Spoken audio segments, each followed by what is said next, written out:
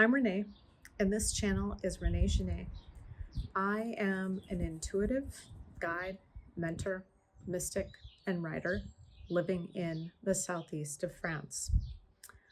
Today, I want to continue my series of My Powerful Year. You see, I made a commitment to myself at the beginning of 2026 to live from a place of my own self empowerment in every area of my life all year.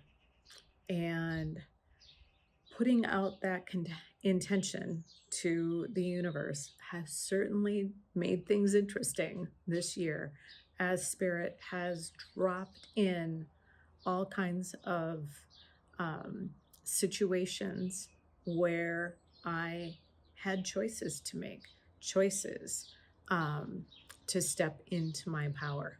And today I want to talk about this process of change entirely.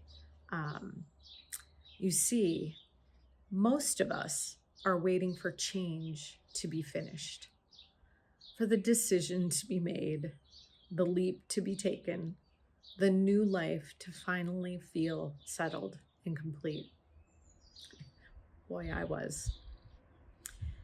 We treat change as a problem to be solved rather than a process to be lived. But what if change isn't something that ends? What if it's simply what a fully alive life feels like from the inside?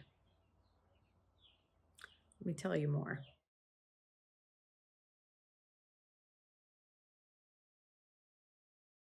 You see, we've been taught to think about change as a moment, a decision point, a leap. You either do it or you don't. You either have the courage or you don't. You either can see the path or you wait until you can. But that's not how change actually works. Not real change, not the kind that transforms you. Real change begins with a feeling, an inner knowing that arrives before the how of how the change will occur, before the plan, before the path is visible. And the first act of power is not the leap, it's the willingness to hold that knowing without immediately needing to resolve it or to fix it. Just to hold it and go, there's something up here. Listen, acknowledge the knowing.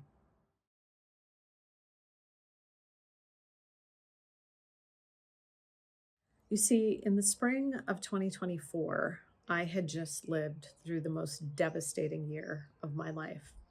4 profound losses in 10 months. My rational mind had nothing left to offer. No plan, no path, no visible next step. I felt broken. I felt like I would cry every remaining day of my life. And yet, something in me knew not what to do, not how, just that something had to change. That the life I had been living was somehow complete, and something new wanted to begin. I moved to the south of France at 61, alone, other than for my dog Paolo, never really alone, to a country where I barely spoke the language, without a complete plan, without being able to see the full path forward. Not because I was fearless, but because I was finally willing to trust the knowing over the fear. Loss and grief will teach you that. I felt a pressure to live, and not continue to wait to live. If that makes sense.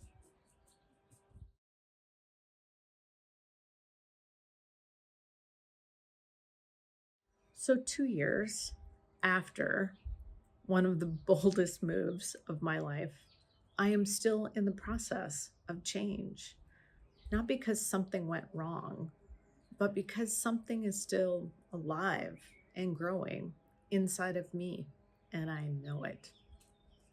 I'm sitting with questions about where in France I want to build this next chapter, whether the village that was perfect for this initial phase is the right village for whatever is emerging, what wants to come next. The leap didn't resolve the need for change.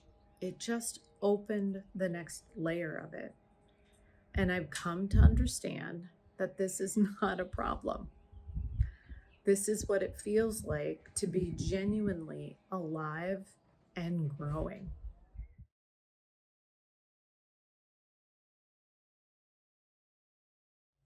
If you are waiting for your life to finally feel settled and complete before you allow yourself to make a change, I want to offer you a different frame. Change is not a moment, it's a process. It doesn't end with the leap or the decision, it deepens with each layer.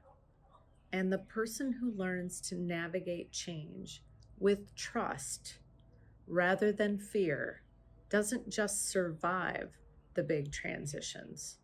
They learn to thrive and live gracefully inside the ongoing movement of a life fully lived. You don't need to see the whole path. You likely can't see the whole path. I couldn't.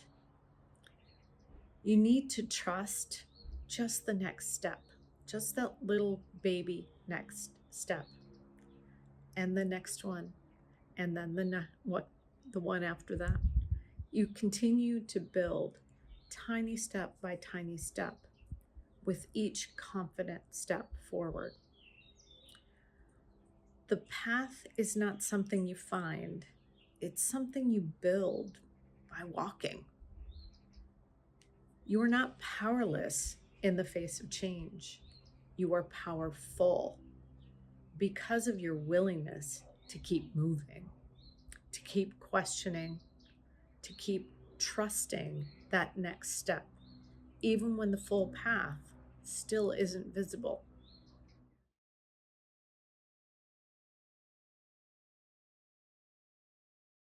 I want to close with some questions for you to take to your journal, your morning commute drive, your morning shower, even wherever you do your best pondering. What change is your life asking of you right now that you've been afraid to acknowledge?